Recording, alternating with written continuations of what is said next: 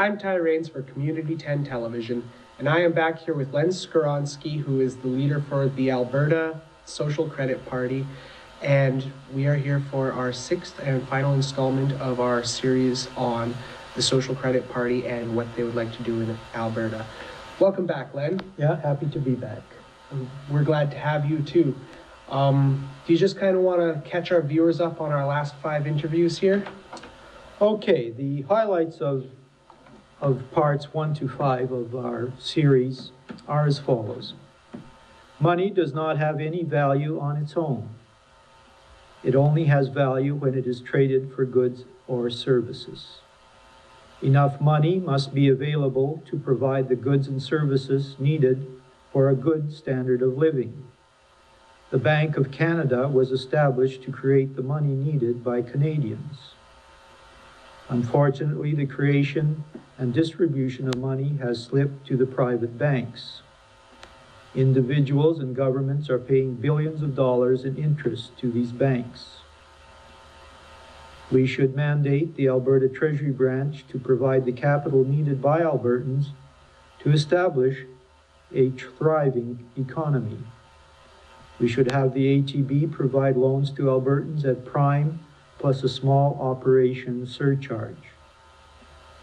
Alberta can use its natural resources as collateral to create the credit needed by Albertans. There are an estimated 1.5 trillion barrels of oil in our oil sands. At $100 per barrel, the oil sands are worth $150 trillion. We could lose $24 trillion by exporting bitumen instead of upgraded synthetic crude oil. We could lose another $12 trillion by paying investment dividends to foreign investors.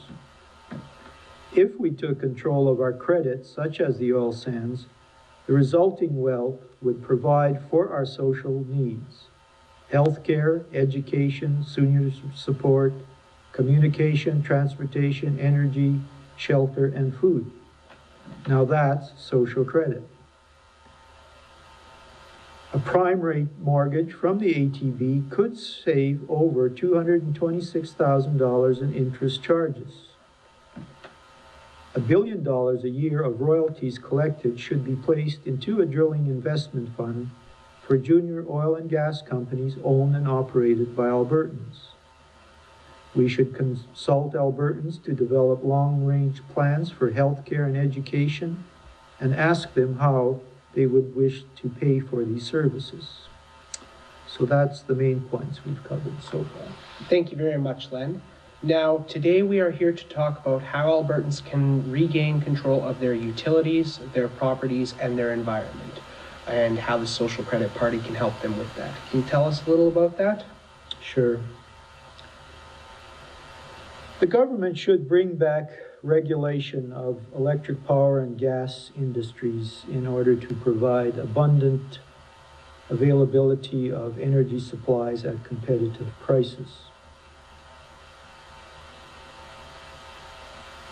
For instance, we should cancel the building of the $14 billion power lines from coal-fired power plants at Lake Wabamun to south of Calgary. This really is not needed. Instead of building long transmission lines, we should be building power generation plants close to where the power is needed. For instance, NMAX is building a gas-fired power plant close to Calgary, and Calgary is the fastest growing center in Alberta. That makes sense. If Edmonton needs more, you build one there. Of course, they've got an excess from the Lake Wabamun area, so they don't need more. But even if Camrose needs more, you can build a small plant. Gas-fired plants are very, very economical and efficient. Another thing, we should take a look at solar energy.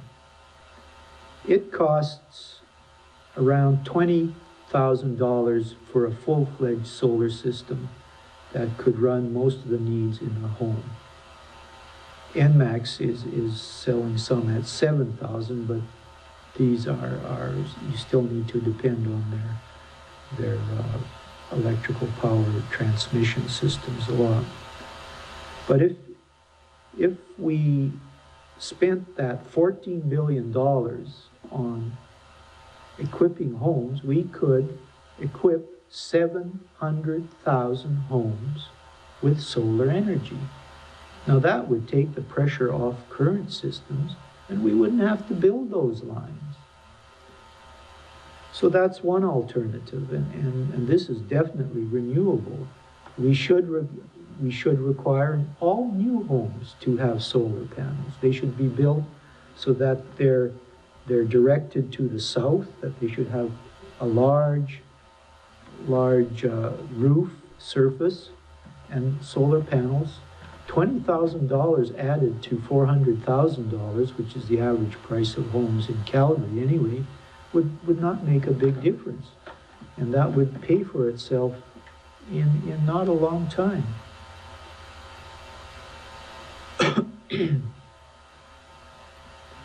Now, another thing, when you get to property, a lot of Albertans are very disturbed about the property rights that are being taken away. Mainly, one bill is so that we can build these lines that we really don't need. Another is so that the resource development companies can just go in and do what they want without having to really haggle with the owners very much. And there are a number of bills. There's Bill 19, the Land Assembly Project Area Act. Bill 24, Carbon Capture and Storage Act. Bill 36, Alberta Land Stewardship Act. And Bill 50, Electric Statutes Amendment Act. All of these really are not necessary. And I say that we should really just get rid of them all. The current legislation has worked very well for us up to this point, and it gives landowners access to the courts if they're not happy with what they're being paid for their land or for working on their land. Sure, it's going to cost the companies that want to do the development a little, and it might delay the projects. But that's democracy. And none of this stuff is that essential. And if it is, then it's been poor planning. They should have started the process a long time ago. So we're saying just get rid of all those bills. And if you need to tweak existing bills a bit, fine. But don't take away a very important right, property owner's right, that is really very important to the independence of individuals. Now, as far as the environment, again, we have some good regulations, but we're not enforcing them. We're having ducks in tailing ponds, and we're not controlling our CO2, and the Europeans and the Americans and everybody are saying we have dirty oil. And that's because our government just failed to really enforce current regulations. And there's water pollution in the Athabasca River and all this. So we're saying we don't really need to have too many new regulations, just enforce them. Currently, we have self-regulation. We're allowing the companies to monitor how much pollutants they're putting into the Athabasca River. We're having them monitor how much pollution in the air. No. Why do we have government? I mean, that's a government. Government should be doing this. So we're saying, that's what we should do. That's what social credit would do. Another thing, we should definitely not allow water to become a commodity. We should not export water. There's a real pressure on us to export water to the U.S. No, we shouldn't. Another thing is we should limit the use of natural gas and fresh water in the bitumen production. Right now, we're using I think it's 2 barrels of water to produce a barrel of bitumen. And we're using a lot of natural gas. And actually, natural gas is a cleaner energy source than bitumen or even the synthetic crude oil. So to burn natural gas to produce a less profitable or less useful energy source doesn't really make sense. And we should probably look at substituting for these. Instead of natural gas, maybe use the coke, because coke is a byproduct from the upgrading of bitumen. Of course, if you don't upgrade bitumen, you don't have the coke, but we're saying all bitumen should be upgraded. And then you have the coke, which you can burn to create the steam to process to get the oil or bitumen out of the sands. As far as water, maybe instead of steam, we should use the CO2 created during the process and use it to heat the bitumen so that it'll be flow from the sand. These alternatives that probably they're not as easy to do for the producers.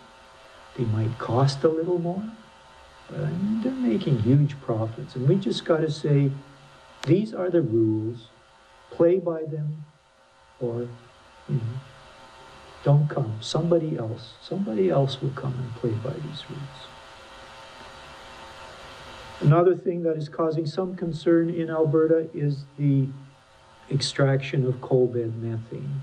This is usually fairly close to the surface, and it often can impact on groundwater, freshwater supplies. We say that extraction of coal bed methane should only be done when the groundwater and farmland will not be harmed. The producer has to prove that there will not be any harm to the groundwater or to the farmland.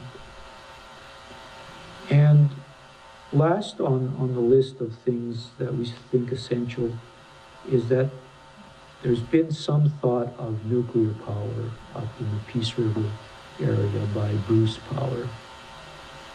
And I really do not see why we should even think of having this.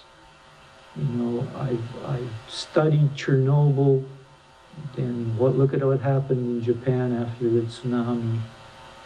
It's not necessary. We have more than enough resources. I mean, we're exporting a whole bunch, so we have enough to supply our energy. We should not even think about nuclear energy.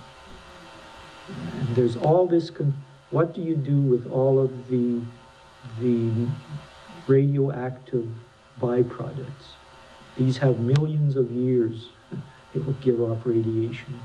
That's a real problem. Until this problem is solved, we should not allow any nuclear power plants in Alberta. So that's the main points under control of utilities properly and environment. Thank you very much for sharing all of this about environment and utilities, and thank you very much for sharing all this information with myself and all of our viewers. Now, if anyone was interested in being involved in an economic democracy and being a part of the social justice with the Social Credit Union, how would they get involved? Well, I would invite people to join and work for the Alberta Social Credit Party. You could help us build constituency associations, recruit candidates to run for MLAs. Currently, we're looking at an election fairly soon, and we still have quite a few spots open. So anybody who would like to consider a career in the legislature, certainly come and talk to us. Also, we need a lot of people to support these candidates. We need people who will help them campaign, and we also need people who will raise funds. It's you have companies, you have parties like the the PCs and the Wildrose and the Liberals are getting huge amounts from the multinational corporations.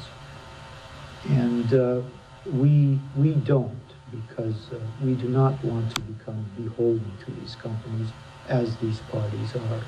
So we depend on the small Alberta-controlled businesses and the individual Albertan to give us funds. And it's difficult to compete against the millions of dollars given by these large companies to these other parties when we're only getting 10 or 20 from individuals. But if enough individuals back us, we can compete with these parties that are really in the pockets of the energy companies. Thank you very much, Len. Your insights have been fantastic and very informative. This has been Ty Raines for Community 10 Television.